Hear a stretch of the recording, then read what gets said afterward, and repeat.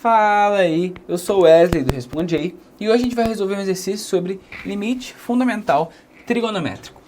Vamos que vamos. O enunciado fala bem assim, olha, calcule o limite caso exista. Limite quando x tende para infinito, na verdade, né, de x sobre seno ao cubo de c sobre x, onde c é uma constantezinha qualquer. E aí a primeira coisa que a gente vai fazer nessa questão é, bora tentar jogar o x igual a infinito aqui dentro, para ver em que tipo de indeterminação que a gente cai. Se a gente fizer isso, vai ficar mais ou menos assim, ó. Colocando x igual a infinito, vai ficar infinito que multiplica seno de c sobre infinito. C sobre infinito é uma constante sobre infinito, isso aqui dá zero, né? Então vai ficar infinito vezes seno de zero. Porém, seno de zero é zero, zero.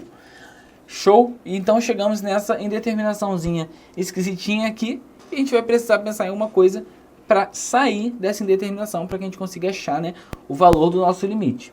E aí, cara, como que a gente vai... O que a gente vai fazer nesse caso? O nosso limite tem essa cara aqui. Aí a gente vai puxar lá da memória o nosso limite fundamental trigonométrico, né? Limite de seno de x sobre x quando x tende para zero. A gente já fica um pouco preocupado porque a gente está vendo que o x está indo para infinito, não está indo para zero. Porém, bom, o x está no denominador. Isso vai ajudar a gente a fazer uma mudança de variável para fazer aparecer alguma coisa tendendo a zero. Então a gente, beleza, estamos mais tranquilo. Agora a gente precisa fazer esse negócio ficar mais parecido com esse, né? Tá aparecendo x embaixo e x em cima, dentro do seno, né? E x embaixo. Aqui aparece c sobre x. Só que tá o cubo, né? O seno. Então vamos fazer assim? Vamos multiplicar em cima e embaixo por c sobre x ao cubo. Então, c sobre x ao cubo em cima, c sobre x ao cubo embaixo. Beleza. Então, reorganizando, né, só para ficar mais bonitinho, vai ficar assim, olha. O c sobre x ao cubo que estava embaixo, eu botei embaixo do seno para ficar mais parecido, né? E o outro eu juntei com x. Então, ficou x que multiplica c sobre x ao cubo. Maneiro. E aí, vamos lembrar agora daquela propriedadezinha maneira de limites que faz isso aqui, olha. O limite do produto é igual ao produto dos limites. A gente tem um produtinho de duas funções aqui dentro. Vamos separar em dois limites. Vai ficar mais ou menos assim, olha. O limite da primeira parte vezes o limite da segunda parte. Maneiro. Vamos ainda precisar melhorar um pouquinho, né? Porque a gente precisa deixar esse cara aqui mais parecido com esse. Então vamos mexer mais um pouquinho nessas expressões. Vai ficar mais ou menos assim, olha. Estávamos aqui. Se a gente pegar e esse cubo aqui, vamos botar o cubo em volta de todo mundo, né? Porque tá tudo elevado ao cubo. Então vai ficar mais ou menos assim, ó. Seno de c sobre x sobre x ao cubo. E aí, o outro limitezinho, né? Ficou c ao cubo.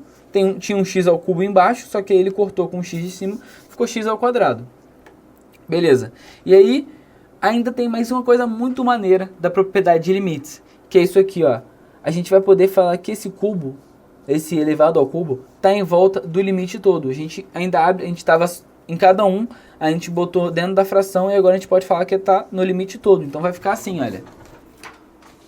Limite, quando x vai para infinito, de seno de c sobre x ao cubo, vezes isso aqui. E aí é um momento que a gente está feliz pra caraca. Por quê? Olha para esse limite aqui, ó. É uma constante ao cubo, que não deixa de ser uma constante, né? Sobre x ao quadrado. Se o x for para infinito, vai ficar c ao cubo sobre infinito ao quadrado. Esse cara aqui, olha, vai para zero. Então vai ser esse limite vezes zero. Se esse limite aqui der uma constante numérica, um número qualquer fixo, por exemplo, se ele for infinito, vai dar problema. Agora, se ele for para 1, para 0, para 10, para alguma constante numérica, vai ficar uma constante numérica vezes zero. Isso vai dar zero. Então a gente só precisa conferir qual o valor desse limite. E aí, para conferir o valor desse limite, a gente vai mexer mais um pouquinho nele. Nosso limite é esse aqui. E aí, para deixar ele mais parecido com o nosso limite fundamental trigonométrico, a gente vai fazer essa seguinte mudança de variável aqui, olha. Substituição, olha. A gente vai chamar c sobre x de u. Por que isso é bom, olha? C sobre x de u. o x está indo para infinito. O que acontece quando o x vai para infinito aqui? Fica c sobre infinito. U vai para zero. Então vai ficar, se a gente fizer a mudança de variável aqui no nosso limite, vai ficar assim, olha.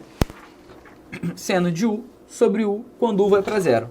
E aí agora, cara, tá exatamente o limite trigonométrico, né? Porque tá seno de um cara sobre o cara quando esse cara vai para zero. Exatamente o limite trigonométrico. Então vai ficar 1, só que nesse caso aqui tem um cubo em volta, 1 elevado ao cubo, beleza? Isso aí é aquele negócio que a gente tinha comentado. O x estava indo para infinito, não estava parecido com o limite fundamental trigonométrico, porque o x vai para zero no limite fundamental trigonométrico. Mas como ele estava aparecendo no denominador, a gente fez uma substituiçãozinha para ele ficar parecido. Beleza? E aí, vamos agora voltar para a expressão que a gente tinha. Era isso aqui, né? Só que esse cara a gente tinha visto que ia para zero, e esse cara a gente descobriu que vai para 1 elevado ao cubo, que é 1. Então fica 1 elevado ao cubo vezes zero é igual a zero. Beleza? Basicamente isso. Achamos o valor do nosso limite. Ele vale zero. Esse vídeo te ajudou? Responde aí.